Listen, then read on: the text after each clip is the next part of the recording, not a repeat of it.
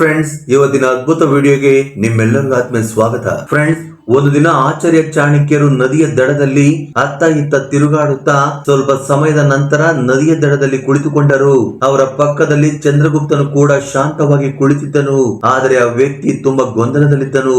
ಆಗ ಚಾಣಕ್ಯರು, ಮಗು, ನೀನು ಏನು ಯೋಚಿಸುತ್ತಿದ್ದೀಯಾ ಎಂದು ಕೇಳಿದರು. ಅದಕ್ಕೆ ಚಂದ್ರಗುಪ್ತನು, ಗುರುದೇವ, ಪ್ರತಿಯೊಂದು ವಿಷಯವನ್ನು ಮನಸ್ಸಿನಲ್ಲಿ ರಹಸ್ಯವಾಗಿ ಇಟ್ಟುಕೊಳ್ಳುವುದು ಎಷ್ಟು ಸರಿ? ಕೆಲವೊಮ್ಮೆ ನನಗೆ ಏನನಿಸುತ್ತದೆ ಎಂದರೆ, ನನ್ನ ಮನಸ್ಸಿನಲ್ಲಿರುವುದನ್ನೆಲ್ಲ ಹೊರಹಾಕಿದರೆ ಮಾತ್ರ ನನ್ನ ಮನಸ್ಸು ಹಗುರವಾಗುವುದೇನೋ ಎಂದು ನನಗೆ ಅನಿಸುತ್ತದೆ ಎಂದು ಉತ್ತರಿಸಿದರು. ಇದನ್ನು ಕೇಳಿ ಆಚಾರ್ಯ ಚಾಣಕ್ಯರು ನಕ್ಕು, ಮಗು, ನಿನ್ನ ಈ ಆಲೋಚನೆಯೇ ಎಲ್ಲಕ್ಕಿಂತ ದೊಡ್ಡ ಮೋಸ. ಏಕೆಂದರೆ ಈ ಪ್ರಪಂಚವು ಅಂತವರ ಹೃದಯಗಳನ್ನೇ ಹೆಚ್ಚು ಒಡೆಯುತ್ತದೆ. ಯಾರು ಪವಿತ್ರ ಹೃದಯವನ್ನು ಹೊಂದಿರುತ್ತಾರೋ ಅಂತವರನ್ನು.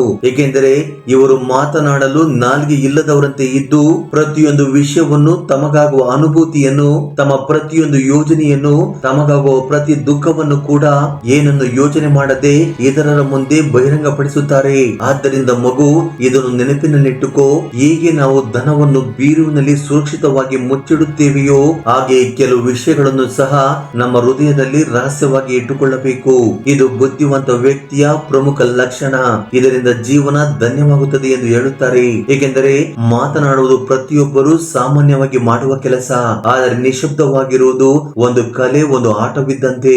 ಯಾರು ಇದರ ಮೇಲೆ ಹಿಡಿತ ಸಾಧಿಸುತ್ತಾರೋ ಅವರಿಗೆ ಪ್ರಪಂಚವು ಯಾವುದೇ ಹಾನಿ ಮಾಡಲಾರದು ಎಂದು ಆಚಾರ್ಯ ಚಾಣಕ್ಯರು ದೀರ್ಘವಾಗಿ ಉಸಿರನ್ನು ತೆಗೆದುಕೊಂಡು ಮತ್ತೆ ಹೀಗೆ ಹೇಳಿದರು. ಆದ್ದರಿಂದ ಮಗು, ಇಂದು ನಾನು ನಿನಗೆ 7 ವಿಷಯಗಳ ಬಗ್ಗೆ ಹೇಳುತ್ತೇನೆ. ಅವುಗಳನ್ನು ಎಷ್ಟೇ ಹತ್ತಿರವಾಗಿದ್ದರೂ ನೀನು ಯಾರೊಂದಿಗೂ ಹಂಚಿಕೊಳ್ಳಬಾರದು. ಏಕೆಂದರೆ ಈ 7 ವಿಷಯಗಳು ಹೊರಬಂದರೆ ಈ ಪ್ರಪಂಚವು ನೀನು ಹೇಳಿದ್ದ ನಿನ್ನ ಸ್ವಂತ ಮಾತುಗಳಿಂದಲೇ ನಿನ್ನನ್ನು ಸೋಲಿಸುತ್ತದೆ. ಹಾಗಾಗಿ ಈಗ ನಾನು ನಿನಗೆ ಆ 7 ರಹಸ್ಯಗಳು ಯಾವುವು ಎಂದು ಹೇಳುತ್ತೇನೆ. ಗಮನವಿಟ್ಟು ಕೇಳು.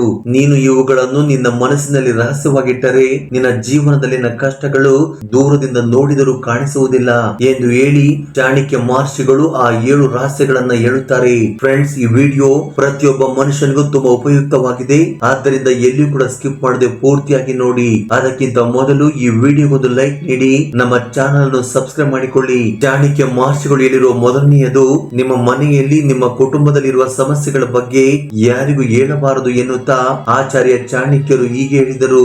ಜೀವನದಲ್ಲಿ ಎಲ್ಲಕ್ಕಿಂತ ಮೊದಲ ನೀತಿ ಸೂತ್ರವೆಂದರೆ ನಿಮ್ಮ ಕುಟುಂಬದ ಸಮಸ್ಯೆಗಳನ್ನು ಹೊರಗಿನವರೊಂದಿಗೆ ಯಾರೊಂದಿಗೂ ಹಂಚಿಕೊಳ್ಳಬಾರದು. ಅದು ಎಂತ ಜಗಳವೇ ಆಗಿರಲಿ, ಭಿನ್ನಾಭಿಪ್ರಾಯವೇ ಆಗಿರಲಿ, ಅಥವಾ ಯಾವುದೇ ವೈಯಕ್ತಿಕ ಅಸಮಾಧಾನವೇ ಆಗಿರಲಿ, ಅದರ ಬಗ್ಗೆ ಮನೆಯ ಹೊರಗೆ ಹೇಳಬೇಡಿ ಎಂದು ಹೇಳಿದರು. ಹಾಗೆ ಆಚಾರ್ಯ ಚಾಣಕ್ಯರು ಮತ್ತೆ ಮಾತನಾಡುತ್ತಾ, ಮಗು, ಒಮ್ಮೆ ನನ್ನ ಬಳಿಗೆ ಒಬ್ಬ ಶಿಷ್ಯನು ಅಳುತ್ತಾ ಬಂದು, ಗುರುದೇವ, ಇಂದು ನಮ್ಮ ಮನೆಯಲ್ಲಿ ಜಗಳವಾಯಿತು. ನನ್ನ ತಂದೆ ನನ್ನ ತಾಯಿ ಮೇಲೆ ಕಿರುಚಾಡಿದರು. ಇದರಿಂದ ನನ್ನ ಸಹೋದರ ಕೋಪದಿಂದ ಮನೆ ಬಿಟ್ಟು ಹೊರಟು ಹೋದನು. ಈ ನೋವನ್ನು ತಡೆಯಲಾರದೆ ನಾನು ಈ ವಿಷಯವನ್ನು ನನ್ನ ಸ್ನೇಹಿತರಿಗೆ ಹೇಳಿದೆನು. ಅದಕ್ಕೆ ಅವರು ನನ್ನನ್ನು ಗೇಲಿ ಮಾಡಲು ಪ್ರಾರಂಭಿಸಿದರು. ನಾನು ಇಲ್ಲದಿದ್ದಾಗ ನನ್ನ ಕುಟುಂಬದ ಬಗ್ಗೆ ಕೆಟ್ಟದಾಗಿ ಮಾತನಾಡಿಕೊಳ್ಳಲು ಆರಂಭಿಸಿದರು. ಆದ್ದರಿಂದ ಗುರುದೇವ, ನಾನು ಹೀಗೆ ನನ್ನ ಕುಟುಂಬದ ಸಮಸ್ಯೆಗಳನ್ನು ಹೊರಗೆ ಹೇಳಿದ್ದು ತಪ್ಪೆ ಎಂದು ಕೇಳಿದನು.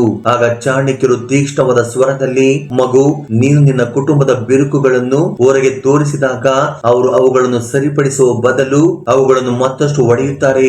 ಈ ಜನರಿಗೆ ಕರುಣೆ ಬೇಕಿಲ್ಲ, ಕಥೆಗಳು ಬೇಕು ಎಂದು ಹೇಳಿದರು. ನಂತರ ಅವರು ಒಂದು ಕಥೆಯನ್ನು ಹೇಳಲು ಪ್ರಾರಂಭ ಮಾಡಿದರು. ಒಂದು ಹಳ್ಳಿಯಲ್ಲಿ ಇಬ್ಬರು ಸಹೋದರರು ಪ್ರತಿದಿನ ಜಗಳವಾಡುತ್ತಿದ್ದರು. ಒಂದು ದಿನ ಅಣ್ಣನು ಪಂಚಾಯಿತಿಯಲ್ಲಿ ಎಲ್ಲರ ಮುಂದೆ ತನ್ನ ತಮ್ಮನ ಬಗ್ಗೆ ಕೆಟ್ಟದಾಗಿ ಮಾತನಾಡಿದನು. ಪರಿಣಾಮವಾಗಿ ಇಡೀ ಕುಟುಂಬದ ಗೌರವ ಕುಸಿಯಿತು. ಜನರು ಅವರ ಮಕ್ಕಳಿಂದ ದೂರವಿರಲು ಪ್ರಾರಂಭಿಸಿದರು. ಮನೆಯ ವಿಷಯ ಬಹಿರಂಗವಾದ ತಕ್ಷಣ ಸಂಬಂಧಗಳ ಗೌರವ ನಾಶವಾಗುತ್ತದೆ, ನಂಬಿಕೆಯು ಮುರಿದು ಚೂರಾಗುತ್ತದೆ ಮತ್ತು ಜನರು ನಿಮ್ಮ ದುಃಖವನ್ನೇ ತಮ್ಮ ಅಸ್ತ್ರವನ್ನಾಗಿ ಮಾಡಿಕೊಳ್ಳುತ್ತಾರೆ ಎಂದು ಚಾಣಕ್ಯರು ಮತ್ತೆ ಹೀಗೆ ಹೇಳಿದರು. ಒಂದು ಕುಟುಂಬದಲ್ಲಿ ನಡೆಯುವ ವಿವಾದವು ಬಹಿರಂಗವಾಗಿ ಹೊರಬಿದ್ದರೆ ಅದು ಮನೆಯ ಅಡಿಪಾಯವನ್ನೇ ಅಲುಗಾಡಿಸುತ್ತದೆ. ಮನೆಯ ಸಂಬಂಧಗಳು ಹೊರಗಿನವರಿಗೆ ತಿಳಿದರೆ ಅವರ ಮಾನ ಮರ್ಯಾದೆಗಳು ಮಣ್ಣಲ್ಲಿ ಬೆರೆತು ಹೋಗುತ್ತವೆ. ಇದರಿಂದ ಮನೆಯ ಪರಿಸ್ಥಿತಿ ಎಷ್ಟೇ ದಯನೀಯವಾಗಿದ್ದರೂ ನಿಮ್ಮ ಕುಟುಂಬದ ವಿಷಯಗಳನ್ನು ನಿಮ್ಮ ಪ್ರೀತಿ ಪಾತ್ರರಿಗೆ ಮಾತ್ರ ಸೀಮಿತಗೊಳಿಸಿ, ಏಕೆಂದರೆ ಹೊರಗಿನ ಪ್ರಪಂಚವು ಔಷಧಿಯಲ್ಲ, ಅದು ನಿಮಗೆ ಆದ ಗಾಯದ ಮೇಲೆ ಮತ್ತಷ್ಟು ಉಪ್ಪನ್ನು ಸುರಿಯುತ್ತದೆ. ಆದ್ದರಿಂದ ಈ ರೀತಿ ಎಂದಿಗೂ ಮಾಡಬೇಡಿ. ಎರಡನೆಯದು, ನಿಮ್ಮ ಸಂಪಾದನೆ ಅಥವಾ ಸಂಪತ್ತನ್ನು ಎಂದಿಗೂ ಹೊರಗೆ ಬಹಿರಂಗಪಡಿಸಬೇಡಿ ಎನ್ನುತ್ತಾ ಆಚಾರ್ಯ ಚಾಣಕ್ಯರು ಗಂಭೀರವಾದ ಸ್ವರದಲ್ಲಿ ಈ ರೀತಿಯಾಗಿ ಹೇಳಿದರು. ಇನ್ನೊಂದು ಮಹತ್ತರವಾದ ನೀತಿ ಶಾಸ್ತ್ರವೆಂದರೆ ನಿಮ್ಮ ಆದಾಯ, ನಿಮ್ಮ ಸಂಪತ್ತು ಅಥವಾ ನೀವು ಸಂಪಾದಿಸಿದ್ದರ ಬಗ್ಗೆ ಎಂದಿಗೂ ಹೆಗ್ಗಳಿಕೆ ಪಡೆಯಬಾರದು ಎಂದು ಹೇಳಿದರು. ಒಂದು ಕಾಲದಲ್ಲಿ ಮಗಧ ದೇಶದ ರಾಜನು ಗರ್ವದಿಂದ ತನ್ನ ಆಸ್ಥಾನದಲ್ಲಿ ತನ್ನ ಸಂಪತ್ತನ್ನು ಪ್ರದರ್ಶನ ಮಾಡಿದನು. ಅವನ ಚಿನ್ನದ ನಾಣ್ಯಗಳು, ಅಮೂಲ್ಯವಾದ ರತ್ನಗಳು ಮತ್ತು ಸಂಪತ್ತಿನಿಂದ ತುಂಬಿದ ಕೋಣೆಗಳನ್ನು ಎಲ್ಲರೂ ನೋಡುವಂತೆ ಪ್ರದರ್ಶಿಸಿದನು. ಇದರಿಂದ ಕೆಲವು ದಿನಗಳಲ್ಲಿ ಏನಾಯಿತೆಂಬುದು ತಿಳಿದಿದೆಯೇ? ನೆರೆಯ ರಾಜ್ಯವು ಅದೇ ನಿಧಿಯ ಮೇಲೆ ದಾಳಿ ಮಾಡಿ ಎಲ್ಲವನ್ನು ದೋಚಿಕೊಂಡು ಹೋಯಿತು ಎಂದು ಚಾಣಕ್ಯರು ಮತ್ತೆ ಹೀಗೆ ಹೇಳಿದರು. ಸಂಪತ್ತನ್ನು ಎಷ್ಟು ಮುಚ್ಚಿಡುತ್ತೇವೆಯೋ ಅಷ್ಟು ಸುರಕ್ಷಿತವಾಗಿರುತ್ತದೆ. ಅದನ್ನು ಪ್ರದರ್ಶಿಸುವುದು ಎಂದರೆ ಕಳ್ಳರಿಗೆ ಮತ್ತು ಅಸೂಯೆ ಪಡುವವರ ವ್ಯಕ್ತಿಗಳಿಗೆ ನಿಮ್ಮನ್ನು ನೀವು ತೆರೆದಿಟ್ಟುಕೊಂಡಂತೆ ಎನ್ನುತ್ತಾ ನಂತರ ಅವರು ತಮ್ಮ ಶಿಷ್ಯರನ್ನು ಹೀಗೆ ಹೇಳಿದರು. ಶಿಷ್ಯರೇ, ನೀವು ಎಂದಾದರೂ ಗಮನಿಸಿದ್ದೀರಾ? ಶ್ರೀಮಂತರು ತಮ್ಮ ನಿಜವಾದ ಆದಾಯವನ್ನು ಎಲ್ಲರ ಮುಂದೆ ಬಹಿರಂಗಪಡಿಸುವುದನ್ನು ನೀವು ಎಂದಾದರೂ ನೋಡಿದ್ದೀರಾ? ಇಲ್ಲ, ಏಕೆಂದರೆ ಅವರಿಗೆ ಇದು ತಿಳಿದಿದೆ. ಇಂಥ ವಿಷಯಗಳ ಬಗ್ಗೆ ಹೆಚ್ಚು ಜನರಿಗೆ ತಿಳಿದಿಲ್ಲ. ಅದರ ಅಗತ್ಯಗಳು, ದುರಾಸೆ ಮತ್ತು ಸಂಕಷ್ಟಗಳು ಹೆಚ್ಚಾಗುತ್ತವೆ ಎಂದು ಅವರಿಗೆ ತಿಳಿದಿದೆ. ಒಂದು ವೇಳೆ ನೀವು ಒಳ್ಳೆಯ ಆದಾಯವನ್ನು ಗಳಿಸುತ್ತಿದ್ದೀರಿ ಎಂದು ಯಾರಿಗಾದರೂ ತಿಳಿದರೆ ಕೆಲವರು ನಿಮಗೆ ಸಹಾಯ ಮಾಡುವ ನೆಪದಲ್ಲಿ ನಿಮ್ಮ ಬಳಿಗೆ ಬರುತ್ತಾರೆ. ಇನ್ನು ಕೆಲವರು ನಿಮ್ಮನ್ನು ಕೀಳಾಗಿಸಲು ಅವಕಾಶಕ್ಕಾಗಿ ಹುಡುಕುತ್ತಾರೆ.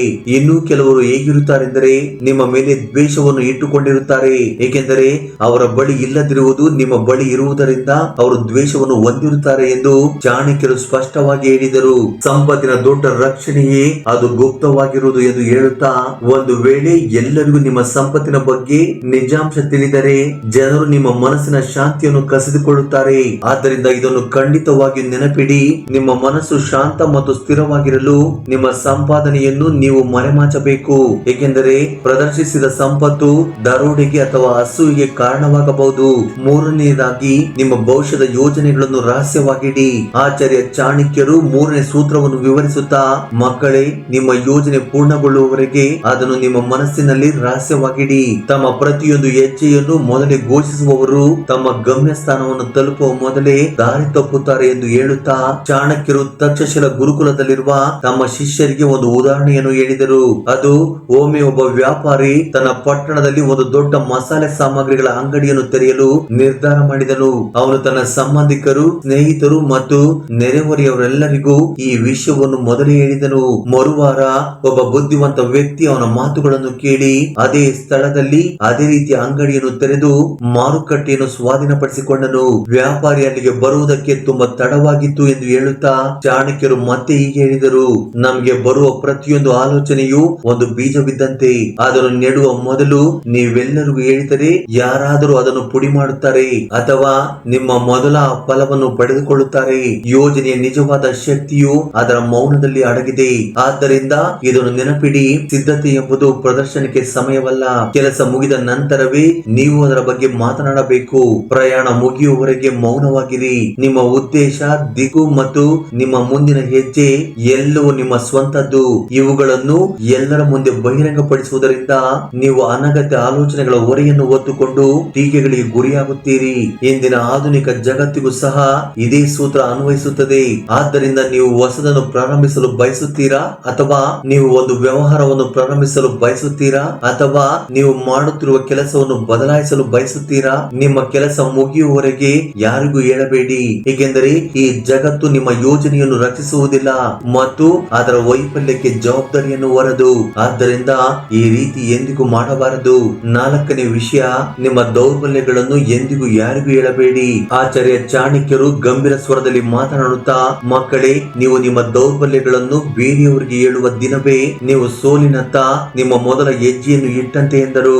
ಒಂದು ದಿನ ತಕ್ಷಶಿಲ ಗುರುಕುಲದ ಒಬ್ಬ ಶಿಷ್ಯನು ಗುರುಗಳನ್ನು ಹೀಗೆ ಕೇಳಿದನು. ಗುರುದೇವ, ಒಂದು ವೇಳೆ ನಾವು ನಮ್ಮ ದುಃಖ, ಭಯ ಅಥವಾ ದೌರ್ಬಲ್ಯಗಳನ್ನು ನಮಗೆ ಹತ್ತಿರವಿರುವವರಿಗೆ ಹೇಳಿದರೆ ಅವರು ನಮ್ಮನ್ನು ಅರ್ಥ ಮಾಡಿಕೊಳ್ಳುವುದಿಲ್ಲವೇ ಎಂದು ಕೇಳಿದನು. ಆಗ ಚಾಣಕ್ಯರು ನಗುತ್ತಾ ಈ ರೀತಿಯಾಗಿ ಹೇಳಿದರು, ನಮ್ಮ ಸ್ವಂತ ಜನರು ನಮ್ಮೊಂದಿಗೆ ಎಷ್ಟು ದಿನ ಇರುತ್ತಾರೆ ಎಂದರೆ ನಿಮ್ಮ ಶಕ್ತಿಯು ಅವರಿಗೆ ಪ್ರಯೋಜನವನ್ನು ನೀಡುವವರಿಗೆ ಮಾತ್ರ ಅವರು ನಮ್ಮೊಂದಿಗೆ ಇರುತ್ತಾರೆ. ಆದರೆ ನಿಮ್ಮ ದೌರ್ಬಲ್ಯ ಹೊರಬಿದ್ದ ತಕ್ಷಣ ಅದೇ ಜನರು ತಕ್ಷಣ ದೂರ ಹೋಗುತ್ತಾರೆ ಅಥವಾ ಇಂದಿನಿಂದ ನಮ್ಮ ಮೇಲೆ ದಾಳಿ ಮಾಡುತ್ತಾರೆ ಎಂದು ಹೇಳುತ್ತಾ ಅವರು ಒಂದು ಕಥೆಯನ್ನು ಹೇಳಿದರು. ಹಿಂದೆ ಒಬ್ಬ ಯೋಧನಿದ್ದ. ಅವನು ಬಾಣಗಳಿಗೆ ಬಹಳ ಎದುರುತ್ತಿದ್ದ. ಅವನು ತನ್ನ ಅತ್ಯಂತ ಆಪ್ತ ಸಹಚರನೊಂದಿಗೆ ಮಾತನಾಡುತ್ತಾ, ಒಂದು ವೇಳೆ ಯುದ್ಧದಲ್ಲಿ ಶತ್ರುಗಳು ನಮ್ಮ ಮೇಲೆ ಬಾಣಗಳನ್ನು ಎಸೆಯಲು ಪ್ರಾರಂಭಿಸಿದರೆ ನನ್ನನ್ನು ಹಿಂದಕ್ಕೆ ಕಳುಹಿಸಿಬಿಡಿ, ಏಕೆಂದರೆ ನನಗೆ ಬಾಣಗಳೆಂದರೆ ತುಂಬಾ ಭಯ ಎಂದನು. ಸ್ವಲ್ಪ ಸಮಯದ ನಂತರ ಅದೇ ಸಹಚರನು ಶತ್ರುಗಳೊಂದಿಗೆ ಸೇರಿಕೊಂಡು ಯುದ್ಧದಲ್ಲಿ ಆ ಯೋಧನ ಕಡೆಗೆ ಮೊದಲ ಬಾಣವನ್ನು ಕಳಿಸಿದನು, ಏಕೆಂದರೆ ಎಲ್ಲಿ ಹೊಡೆಯಬೇಕೆಂದು ಅವನಿಗೆ ತಿಳಿದಿತ್ತು. ಆಗ ಯೋಧನು ಯಾವುದೇ ಹೋರಾಟ ಮಾಡದೆ ಕೆಳಗೆ ಬಿದ್ದನು ಎಂದು ಹೇಳುತ್ತಾ ಚಾಣಕ್ಯರು ಈ ರೀತಿಯಾಗಿ ಹೇಳಿದರು, ದೌರ್ಬಲ್ಯವು ನಿಮಗೆ ತಿಳಿದಿರುವವರಿಗೆ ಮಾತ್ರ ಶಕ್ತಿ, ಅಂದರೆ ಅದು ನಿಮ್ಮ ಮನಸ್ಸಿನಲ್ಲಿರುವವರಿಗೆ ಮಾತ್ರ ಶಕ್ತಿ. ಅದು ಬೇರೆಯವರಿಗೆ ತಿಳಿದ ದಿನ ಅದು ನಿಮಗೆ ವಿರುದ್ಧವಾಗಿ ಅತ್ಯಂತ ಶಕ್ತಿಶಾಲಿ ಅಸ್ತ್ರವಾಗಿ ಬದಲಾಗುತ್ತದೆ ಎಂದು ಹೇಳುತ್ತಾ ಚಂದ್ರಗುಪ್ತನ ಕಡೆಗೆ ನೋಡುತ್ತಾ ರಾಜನು ಹೇಗಿರುತ್ತಾನೆಂದರೆ ತನ್ನ ಭಯವನ್ನು ಕತ್ತಿಯಲ್ಲಿ ಬಚ್ಚಿಡುತ್ತಾನೆ, ಜೊತೆಗೆ ತನ್ನ ಗಾಯಗಳನ್ನು ನಗುವಿನ ಹಿಂದೆ ಅಡಗಿಸುತ್ತಾನೆ. ಆದ್ದರಿಂದ ನೆನಪಿಡು ಮಿತ್ರನೇ, ನಿಮ್ಮ ಭಯಗಳನ್ನು, ನಿಮ್ಮ ಕಷ್ಟಗಳನ್ನು, ನಿಮ್ಮ ಹಳೆಯ ಗಾಯಗಳನ್ನು ನಿಮ್ಮೊಳಗೆ ಮರೆ ಮಾಡಿ, ಏಕೆಂದರೆ ಜಗತ್ತಿನಲ್ಲಿ ಬಹಳಷ್ಟು ಜನರು ಸಹಾಯ ಮಾಡುವುದಿಲ್ಲ, ಅವರು ನಿಮ್ಮ ಸೋಲನ್ನು ನೋಡಲು ನಿಂತಿರುತ್ತಾರೆ. ಇನ್ನು 5ನೇಯದು, ನಿಮ್ಮ ದಾನದ ಬಗ್ಗೆ ಎಂದಿಗೂ ಹೊಗಳಿಕೊಳ್ಳಬೇಡಿ. ಆಚಾರ್ಯ ಚಾಣಕ್ಯರು ನಗುತ್ತಾ ಈ ರೀತಿಯಾಗಿ ಹೇಳಿದರು, ಮಕ್ಕಳೇ, ನಾಲಿಗೆಯಿಂದ ಮಾತನಾಡುವ ದಾನವು ಪುಣ್ಯವಲ್ಲ, ಇದು ಅಹಂಕಾರದ ಪ್ರದರ್ಶನವಾಗುತ್ತದೆ ಎಂದರು. ಆಗ ಗುರುಕುಲದ ಶಿಷ್ಯರು ಪ್ರಶ್ನಿಸುತ್ತಾ, ಗುರುದೇವ, ಒಂದು ವೇಳೆ ನಾವು ಒಬ್ಬ ಬಡವನಿಗೆ ಸಹಾಯ ಮಾಡಿದರೆ ಅಥವಾ ಹಸಿದ ವ್ಯಕ್ತಿಗೆ ಆಹಾರ ನೀಡಿದರೆ ಅಥವಾ ಒಬ್ಬ ವಿದ್ಯಾರ್ಥಿಗೆ ವಿದ್ಯೆಗೆ ಸಂಬಂಧಿಸಿದ ಯಾವುದೇ ಸಹಾಯವನ್ನು ನೀಡಿದರೆ ಅದರ ಬಗ್ಗೆ ಹೇಳುವುದು ತಪ್ಪೇ ಎಂದು ಕೇಳಿದನು. ಆಗ ಚಾಣಕ್ಯರು ಶಾಂತವಾಗಿ ನಕ್ಕು, ನೀವು ದಾನ ಮಾಡಿ ಅದನ್ನು ಪ್ರಚಾರ ಮಾಡಿದಾಗ ಅದು ಸಹಾಯವಾಗಿ ಉಳಿಯುವುದಿಲ್ಲ, ಅದು ನಿಮ್ಮ ಅಹಂಕಾರವನ್ನು ಹೆಚ್ಚಿಸುವ ಮಾರ್ಗವಾಗಿ ಬದಲಾಗುತ್ತದೆ ಎಂದು ಹೇಳುತ್ತಾ ಅವರು ಚಂದ್ರಗುಪ್ತನನ್ನು ಉದ್ದೇಶಿಸಿ, ಒಮ್ಮೆ ಒಬ್ಬ ರಾಜನು ತನ್ನ ಆಸ್ಥಾನದಲ್ಲಿ, ಈ ವರ್ಷ ನಾನು 100 ಹಸುಗಳನ್ನು ಬ್ರಾಹ್ಮಣನಿಗೆ ದಾನ ಮಾಡುತ್ತೇನೆ ಎಂದು ಘೋಷಣೆ ಮಾಡಿದನು. ಅದನ್ನು ಕೇಳಿದ ಜನರು ಚಪ್ಪಾಳೆ ತಟ್ಟಿದರು. ಆದರೆ ಆ ರಾತ್ರಿ ಅವನ ಕನಸಿನಲ್ಲಿ ಒಬ್ಬ ವೃದ್ಧ ಬ್ರಾಹ್ಮಣನು ಕಾಣಿಸಿಕೊಂಡು, ರಾಜ, ನೀನು ಮಾಡಿದ ದಾನವು ಪುಣ್ಯಕ್ಕೆ ಸೇರುವುದಿಲ್ಲ, ಏಕೆಂದರೆ ನೀನು ಅದರ ಬಗ್ಗೆ ಹೊಗಳಿಕೆ ಹೇಳಿಕೊಂಡೆ.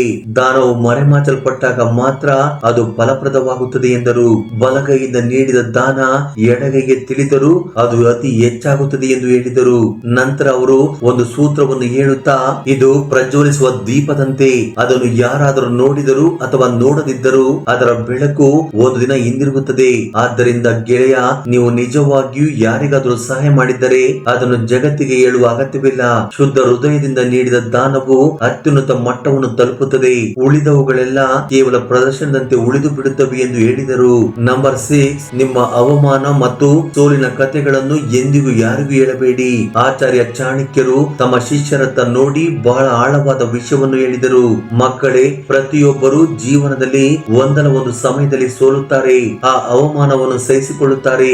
ಆದರೆ ಆ ಸೋಲಿನ ಬಗ್ಗೆ ಪದೇ ಪದೇ ಚರ್ಚಿಸುವುದು ಎಂದರೆ ತಮ್ಮದೇ ಗಾಯಗಳನ್ನು ಮತ್ತೆ ಕೆರೆಯುವುದೇ ಆಗಿದೆ ಎಂದು ಹೇಳಿ ಅವರು ಚಂದ್ರಗುಪ್ತನ ಕಡೆಗೆ ನೋಡಿ, ಹಿಂದೆ ಒಬ್ಬ ಯೋಧನು ಯುದ್ಧದಲ್ಲಿ ಸೋಲನ್ನು ಅನುಭವಿಸಿದನು. ಅವನು ಪ್ರತಿ ಹಳ್ಳಿಗೆ ಹೋಗಿ, ನಾನು ಸೋತೆ, ನನಗೆ ಮೋಸ ಮಾಡಿದರು, ನನಗೆ ಅನ್ಯಾಯವಾಯಿತು ಎಂದು ಹೇಳಲು ಪ್ರಾರಂಭ ಮಾಡಿದನು. ಇದರಿಂದ ಕೆಲವರು ಅವನ ಬಗ್ಗೆ ಸಹಾನುಭೂತಿ ವ್ಯಕ್ತಪಡಿಸಿದರು, ಆದರೆ ಹೆಚ್ಚಿನ ಜನರು ಅವನನ್ನು ಗೇಲಿ ಮಾಡಿದರು. ಜೊತೆಗೆ ಅವನು ಮತ್ತೆ ಯುದ್ಧ ರಂಗಕ್ಕೆ ಇಳಿದಾಗ ಎಲ್ಲರೂ ಮೊದಲಿನಿಂದಲೂ ಅವನ ಸೋಲನ್ನು ನೋಡಲು ಕಾಯುತ್ತಿದ್ದರು ಎಂದು ಹೇಳುತ್ತಾ ಚಾಣಕ್ಯರು ಈ ರೀತಿಯಾಗಿ ಹೇಳಿದರು, ಒಂದು ವೇಳೆ ನೀನು ಎಂದಾದರೂ ಅವಮಾನವನ್ನು ಎದುರಿಸಿದ್ದರೆ ಅದನ್ನು ನಿನ್ನ ಶಕ್ತಿಯನ್ನಾಗಿ ಮಾಡಿಕೋ, ಅದರಿಂದ ಪಾಠ ಕಲಿತುಕೋ. ಅದನ್ನ ಬಿಟ್ಟು ಡಂಗುರ ಹೊಡೆದುಕೊಂಡು ಜಗತ್ತಿಗೆ ಸಾರಬೇಡ, ಏಕೆಂದರೆ ಈ ಜಗತ್ತು ಬಹಳ ಬುದ್ಧಿವಂತಿಕೆಯನ್ನು ಹೊಂದಿದೆ. ಅದು ನಿನ್ನ ದುಃಖವನ್ನು ನೋಡಿ ಅಳುವುದಿಲ್ಲ, ಬದಲಿಗೆ ಅದು ಇದನ್ನು ಜೀವನ ಪರ್ಯಂತ ನೆನಪಿನಲ್ಲಿ ಇಟ್ಟುಕೊಳ್ಳುತ್ತದೆ ಎಂದು ಚಾಣಕ್ಯರು ಹೇಳಿದರು. ಇದಕ್ಕಾಗಿ ಅವರು ಒಂದು ಸೂತ್ರವನ್ನು ಹೇಳುತ್ತಾ, ಅವಮಾನವನ್ನು ಎಂದಿಗೂ ನೆನಪಿನಲ್ಲಿ ಇಡಬೇಡ, ಅದನ್ನು ನಿನ್ನೊಳಗೆ ಒಂದು ಶಕ್ತಿಯನ್ನಾಗಿ ಪರಿವರ್ತಿಸು. ನೀನು ನಿನ್ನ ದುಃಖವನ್ನು ಎಲ್ಲರೆದುರು ಹಂಚಿಕೊಂಡಾಗ ನಿನ್ನ ಎದುರಿಗಿರುವವರು ಮೊದಲಿನಿಂದಲೇ ನಿನ್ನ ಮೇಲೆ ಅಸೂಯೆ ಪಡುತ್ತಿದ್ದಾರೆ, ಆದ್ದರಿಂದ ಅವರು ಅದನ್ನು ನಿನಗೆ ವಿರುದ್ಧವಾಗಿ ಬಳಸುತ್ತಾರೆ. ನೆನಪಿಟ್ಟುಕೋ, ನೀನು ನಿನ್ನ ಶಕ್ತಿಯನ್ನು ಪ್ರದರ್ಶಿಸಿದಾಗ ಮಾತ್ರ ಈ ಜಗತ್ತು ನಿನ್ನನ್ನು ನಂಬಲು ಪ್ರಾರಂಭಿಸುತ್ತದೆ, ಆದರೆ ನಿನ್ನ ಮುರಿದ ಕಥೆಗಳನ್ನು ಹೇಳಿದಾಗ ಅಲ್ಲ. ಆದ್ದರಿಂದ ಸಹೋದರ, ನೀನು ಎಂದಾದರೂ ಸೋತರೆ ನಾನು ಸೋತಿದ್ದೇನೆ ಎಂದು ಜಗತ್ತಿಗೆ ಸಾರಬೇಡ. ಈಗ ನಾನು ಇನ್ನಷ್ಟು ಬಲವಾಗಿ ನಿಲ್ಲಬೇಕು ಎಂದು ನಿನಗೆ ನೀನೇ ಹೇಳಿಕೋ. ನಿಜವಾದ ವಿಜೇತ ಎಂದರೆ ಬಿದ್ದ ನಂತರವೂ ಒಂದು ಮಾತನ್ನು ಆಡದೆ ಮತ್ತೆ ಎದ್ದು ನಿಲ್ಲುವವನು ಮತ್ತು ತನ್ನ ಮೌನದಿಂದ ಎಲ್ಲರನ್ನು ಆಶ್ಚರ್ಯಚಕಿತಗೊಳಿಸುತ್ತಾನೆ. ಫ್ರೆಂಡ್ಸ್, ಕೊನೆಯದಾಗಿ ನಿಮ್ಮ ಭಾವೋದ್ವೇಗಗಳನ್ನು ಅಂದ್ರೆ ಕೋಪ, ಮೋಹ ಅಥವಾ ದುಃಖದಂತವುಗಳನ್ನು ಯಾರಿಗೂ ಬಹಿರಂಗಪಡಿಸಬೇಡ. ಒಂದು ಬಾರಿ ಆಚಾರ್ಯ ಚಾಣಕ್ಯರು ತಮ್ಮೆಲ್ಲ ಶಿಷ್ಯರ ಕಡೆಗೆ ನೋಡಿ ಗಂಭೀರ ಧ್ವನಿಯಲ್ಲಿ ಮಾತನಾಡುತ್ತಾ, ಒಬ್ಬ ಮನುಷ್ಯನ ದೊಡ್ಡ ರಹಸ್ಯ ಅವನ ಮನಸ್ಸು ಮಾತ್ರ. ಆದ್ದರಿಂದ ಯಾವ ವ್ಯಕ್ತಿಯು ಎಲ್ಲರ ಮುಂದೆ ತನ್ನ ಹೃದಯವನ್ನು ತೆರೆದಿಡುತ್ತಾನೆಯೋ ಅಂತವನೇ ಮೊದಲು ಒಡೆದು ಹೋಗುತ್ತಾನೆ ಎಂದು ಹೇಳಿದರು. ನೀವು ಅಳುವಾಗ, ಕೋಪಗೊಂಡಾಗ ಅಥವಾ ಯಾವುದಾದರೂ ಬಂಧನದಲ್ಲಿ ಸಿಲುಕಿದಾಗ ಮತ್ತು ಅವುಗಳನ್ನು ಇತರರೊಂದಿಗೆ ಹಂಚಿಕೊಂಡಾಗ ಜನರು ಸಹಾನುಭೂತಿ ತೋರಿಸುವುದಿಲ್ಲ. ಬದಲಿಗೆ ನಿಮ್ಮ ಗುಣಗಳನ್ನು ಲೆಕ್ಕ ಹಾಕಲು ಪ್ರಾರಂಭಿಸುತ್ತಾರೆ. ಅವರು ನಿಮ್ಮ ದೌರ್ಬಲ್ಯಗಳನ್ನು ತಿಳಿದುಕೊಂಡು ಅಲ್ಲಿಂದ ನಿಮ್ಮನ್ನು ಹೇಗೆ ನಾಶ ಮಾಡಬೇಕು ಎಂದು ಯೋಚಿಸುತ್ತಾರೆ. ಒಂದು ವೇಳೆ ನೀವು ಯಾರ ಮೇಲಾದರೂ ಕೋಪಗೊಂಡಿದ್ದೀರಿ ಎಂದು ಹೊರಗಿನವರಿಗೆ ಹೇಳಿದರೆ ಆ ಸುದ್ದಿ ನಿಧಾನವಾಗಿ ನಿಮ್ಮ ಶತ್ರುಗಳ ಬಳಿಗೆ ತಲುಪುವ ಸಾಧ್ಯತೆ ಇರುತ್ತದೆ. ಹಾಗೆಯೇ ಒಂದು ವೇಳೆ ನೀವು ಯಾರ ಮೇಲಾದರೂ ಮೋಹ ಹೊಂದಿದ್ದೀರಿ ಎಂದು ಹೊರಗಿನ ವ್ಯಕ್ತಿಗಳಿಗೆ ಹೇಳಿದರೆ ಆ ವ್ಯಕ್ತಿಗಳೇ ನಿಮ್ಮ ಪ್ರೀತಿಯನ್ನು ನಾಶ ಮಾಡಲು ಪ್ರಯತ್ನಿಸುತ್ತಾರೆ. ಮತ್ತು ನೀನು ನಿನ್ನ ದುಃಖವನ್ನು ವ್ಯಕ್ತಪಡಿಸಿದರೆ ಜನರು ತಮ್ಮ ಸ್ವಾರ್ಥದ ಪ್ರಯೋಜನಗಳ ಬಗ್ಗೆ ಯೋಚಿಸುತ್ತಾರೆ ಹೊರತು ಅದರ ಪರಿಹಾರಗಳ ಬಗ್ಗೆ ಅಲ್ಲ ಎಂದು ಹೇಳುತ್ತಾ ಚಾಣಕ್ಯರು ಮತ್ತೆ ಹೀಗೆ ಹೇಳಿದರು. ನಿಮ್ಮ ಭಾವೋದ್ವೇಗಗಳು ಸಹ ಸಂಪತ್ತಿನಂತೆ. ಅವು ಹೊರಗೆ ಬಂದರೆ ಅವುಗಳ ಮೌಲ್ಯ ಕಡಿಮೆಯಾಗುತ್ತದೆ, ಆದರೆ ಒಳಗೆ ರಹಸ್ಯವಾಗಿ ಇರಿಸಿದ್ದು ಮಾತ್ರ ಬಲವಾಗಿರುತ್ತದೆ ಎಂದು ಹೇಳುತ್ತಾ ಅವರು ಚಂದ್ರಗುಪ್ತನೊಂದಿಗೆ ಮಾತನಾಡಿದರು. ನಿಜವಾದ ರಾಜ ಹೇಗಿರುತ್ತಾನೆ ಎಂದರೆ ಅವನು ಒಳಗೆ ಬೆಂಕಿಯಂತೆ ಉರಿಯುತ್ತಾನೆ, ಆದರೆ ಹೊರಗಿನಿಂದ ಮಾತ್ರ ತಣ್ಣನೆಯ ನೆರಳಿನಂತೆ ಕಾಣಿಸುತ್ತಾನೆ. ಜಗತ್ತಿಗೆ ಅರ್ಥವಾಗದವನೇ ಎಲ್ಲರಿಗಿಂತ ದೊಡ್ಡ ಬಲಶಾಲಿಯಾಗುತ್ತಾನೆ. ಆದ್ದರಿಂದ ನಿನ್ನ ಮನಸ್ಸಿನ ಮಾತುಗಳನ್ನು ನಿಜವಾಗಿಯೂ ನಿಸ್ವಾರ್ಥಿಯಾಗಿರುವ ವ್ಯಕ್ತಿಯೊಂದಿಗೆ ಮಾತ್ರ ಹಂಚಿಕೊಳ್ಳಬೇಕು. ಉಳಿದವರೆಲ್ಲರ ಮುಂದೆ ಯಾವಾಗಲೂ ನಗುತ್ತಾ ಮತ್ತು ಮೌನವಾಗಿರಬೇಕು ಎಂದು ಹಿತೋಪದೇಶ ಮಾಡಿದರು. ಇದಕ್ಕೆ ಚಂದ್ರಗುಪ್ತನು ತಲೆ ಬಾಗಿಸಿ, ಗುರುದೇವ, ಈಗ ನನಗೆ ಅರ್ಥವಾಯಿತು. ಪ್ರತಿಯೊಂದು ಸಂಬಂಧದಲ್ಲಿ ಪ್ರೀತಿ ಇದ್ದರೂ ರಹಸ್ಯವಾಗಿ ಇಡಬೇಕಾದ ಕೆಲವು ವಿಷಯಗಳಿವೆ. ಅವುಗಳನ್ನು ರಹಸ್ಯವಾಗಿ ಇಡುವುದೇ ಬುದ್ಧಿವಂತನು ಮಾಡುವ ಕೆಲಸ ಎಂದು ಹೇಳಿದನು. ಆಗ ಚಾಣಕ್ಯರು, ಮಗು, ಈ ನೀತಿ ನಿನಗೆ ಜೀವನದಲ್ಲಿ ಅತಿ ದೊಡ್ಡ ಕವಚದಂತೆ. ಆದ್ದರಿಂದ ಇದನ್ನು ನೀನು ಸ್ವೀಕರಿಸು. ಆಗ ಯಾರು ಸಹ ನಿನ್ನನ್ನು ನಾಶ ಮಾಡಲು ಸಾಧ್ಯವಿಲ್ಲ ಎಂದು ಹೇಳಿದರು. ಫ್ರೆಂಡ್ಸ್, ಈ ವಿಡಿಯೋದ ಸಾರಾಂಶ, ಅದು ಯಾರೇ ಆಗಿರಲಿ, ನಿಮಗೆ ಎಷ್ಟೇ ಹತ್ತಿರದವರೇ ಆಗಿರಲಿ, ಎಷ್ಟು ವಿಶೇಷದವರೇ ಆಗಿರಲಿ, ಈ 7 ವಿಷಯಗಳನ್ನು ನಿಮ್ಮ ಬಳಿಯೇ ರಹಸ್ಯವಾಗಿ ಇಟ್ಟುಕೊಳ್ಳಿ. ಫ್ರೆಂಡ್ಸ್, ಈ ವಿಡಿಯೋ ನಿಮ್ಗೆ ಇಷ್ಟವಾಗಿದ್ದರೆ ದಯವಿಟ್ಟು ಲೈಕ್ ಮಾಡಿ, ನಮ್ಮ ಚಾನಲ್ ಅನ್ನು ಸಬ್ಸ್ಕ್ರೈಬ್ ಮಾಡಿಕೊಳ್ಳಿ. ಹಾಗೆ ಪಕ್ಕದಲ್ಲಿರೋ ಬೆಲ್ ಐಕಾನ್ ಕ್ಲಿಕ್ ಮಾಡೋ ಮೂಲಕ ಇನ್ನೂ ಹೆಚ್ಚಿನ ವಿಡಿಯೋ ಮಾಡಲು ಪ್ರೋತ್ಸಾಹಿಸಿ. ಜೈ ಶ್ರೀ ಕೃಷ್ಣ ವಾಸುದೇವ. ಧನ್ಯವಾದಗಳು.